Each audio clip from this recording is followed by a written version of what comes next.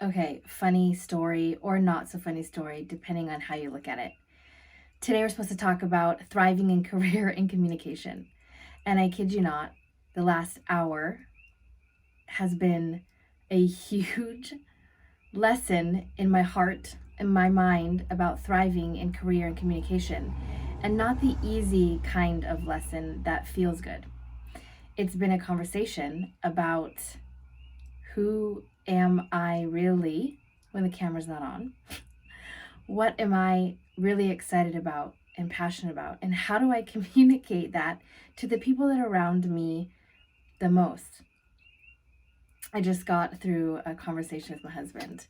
And in the last video, I was sharing about how Kyra Santos, who I interviewed for the session called Thriving in Career and Communication, talked all about the reality of partnership between your spouse and supporting each other and being able to talk about anything under the sun. And I am continually being challenged to do those things. And it's not easy. I am not a great communicator when it comes to communicating my feelings and my emotions without getting defensive or without losing it. Or just like, it's hard for me to just have a conversation with my husband. I can do it with anybody else, or so I like to think. And so right before the conversation that I just had, I was texting my best friend, who you've heard about before in some of these videos. And I said, a friendly reminder, we're PMSing. So an incredible amount of grace for our hearts and minds. She's going through a pretty difficult time herself right now. And I didn't realize that I would be needing to receive those words for myself in the moments that followed. There's a different level of receiving kindness and receiving criticism, which is very healthy, and receiving something that's hard to hear from someone that you love a lot. There's a different level of that when there's hormones and emotions that are heightened in our lives as wives. And I really just wanted to share in that solidarity. That's not what I planned on talking about for this session recap. And we're still going to talk about the resources that were a part of the worksheet because they're so valuable. But the reality is communication is hard, and I'm not that good at it. And today has been extra tiring. And I like to come on here and be really excited and joyful and optimistic. And I am not that way all the time. So really, there is hope at the end of the day, at the end of every hard conversation, at the end of everything that you might not want to hear about yourself. There's so much hope when we allow the space to reimagine and really reinvent. But it takes a lot of humility. And humility usually comes through humiliation, which doesn't feel good. So, as much as I would love to be able to tell you exactly how to thrive in your career and communication, what I can really say instead of that is one step at a time. There's so much grace because nobody can do it perfectly. And we're full of sin and selfishness and human nature. And that's hard to reconcile. It's hard to reconcile within our own minds and hearts. And it's even harder to reconcile when you're trying to communicate about it to somebody that you live with on a daily basis. And then while you're juggling all the other things that happen on a day-to-day basis in life. So if you feel like you might be failing, you're not alone, and there's a lot of hope. With that being said, I want to share some of the resources that we added to the worksheet of the Thriving in Career and Communication session at Stimulate Summit. Some of them I happen to have on my bookshelf, so I'll share them. And then the other ones, well, all of them will be linked in the show notes or in the description below. So make sure to check them out. The first one is this, Rise of the Truth Teller by a friend of mine, Ashley Abercrombie. She's a friend because we've connected over social media, not because we've ever met in person, but because I've been on a few of her 2 book launch teams, and we connect as much as we can and every once in a while. But this is a book about owning your story and telling it like it is and living with holy gumption. And Kyra in her session talked about how the courage to step into something new made a big difference in the way that she communicated with her husband and in the way that they started to thrive in their careers. And I think the beginning is owning our stories. And so this is a really encouraging resource. The other thing Kyra talked about was having a morning devotion that she starts from every morning and that she shifts her perspective based on as she reads.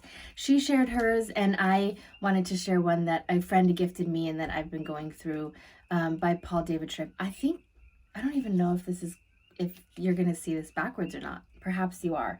But it's called New Morning Mercies, a daily gospel devotional. And so good, so encouraging, and not the kind of encouraging that makes you feel like really good, but the kind of encouraging, like I was just talking about, that challenges you to be transformed. And usually transformation is not like a fun process, but it's very necessary. And so even just a page a day in here, and then the scripture verses that it guides you to will lead you to that. Then another resource, Who Switched Off Your Brain? Solving the Mystery of He Said, She Said by Dr. Carolyn Leaf. Anything by Dr. Carolyn Leaf will blow your mind, and not just because she is a neurosurgeon, and so she literally will talk about how to reshape your thought patterns and habits and how those things will shape our day-to-day life and decisions, but because she just unlocks so many different foundational truths about how we form habits and how our thought patterns are created and how there's a possibility to change it, but we have to kind of break through a lot of the lies and a lot of the walls and a lot of the misconceptions that we have formed for a bunch of different reasons before we can get to turning our brain on to the way that it was supposed to be and to the way that we can healthily communicate with others and thrive in those spaces. There's a couple other books that were in the resource list that I wanted to mention, and again, the links will be down in the description below. One is called Indistractable. It's a book I listened to on Audible recently, and it's How to Control Your Attention and Choose Your Life by Nir Eyal. I don't know if I'm pronouncing his last name right, but a great book, again, on how to stay focused. And if we're looking for ways to thrive in career and communication, we know that focus is huge. I am the most distracted person you might ever meet. I mean, that's exaggerating, but I need a lot of help in that area every day. And so that book was encouraging. It had a lot of really practical things that I could put into practice, keyword put into practice. There's a couple more resources. One is called Stronger Together. It's a book by Terry and Rebecca King Cruz. So Terry Cruz, you guys probably will recognize that name. AGT actor, all the things. And he and his wife recently published a book, and it was actually really encouraging. And as I was reading it, I was thinking, oh my gosh, yeah, that's what we were talking about at Stimulate Summit. Oh yeah, this is what the journey's really like. And so it was an encouraging book, and it's called How Fame, Failure, and Faith Transformed Our Lives Stronger Together. There's another website I wanted to share with you guys, especially when it comes to the thriving in career and communication, the relational side of leadership, and that is Wild Leaders. Again, I'll link the description in the show notes or in the description below. And that is by Dr. Rob McKenna. And he talks about how to be whole, intentional leaders. And there's so many great resources on their site about leadership development. And they host weekly wild conversations that are free to join. You can check all of that out on their website. Okay, this got kind of long. I didn't expect it to be this long, but I really wanted to share those resources with you and share the reality that, of course, on the night that I would be talking about communication, I would have a a hard time communicating myself and have to do the things that I said will make for good communication, which is talk about the hard things, the things that you're struggling with, and look inward a little bit. And I'm not there yet. Oh my gosh. I'm on the journey right alongside all of you. So let's do it together. That's what it's about. If you need somebody to share a journey with, DM me wherever you can find, wherever you'd like to hang out, on Instagram or Facebook or LinkedIn or here on YouTube or on the podcast, Invited Back with Sabbath Kapahu. Let's journey together. And don't forget to like and subscribe and comment. It helps the algorithm, and it helps me and all of us be able to journey together with all of the people that need to be reminded they're not alone. Okay, until next time, aloha.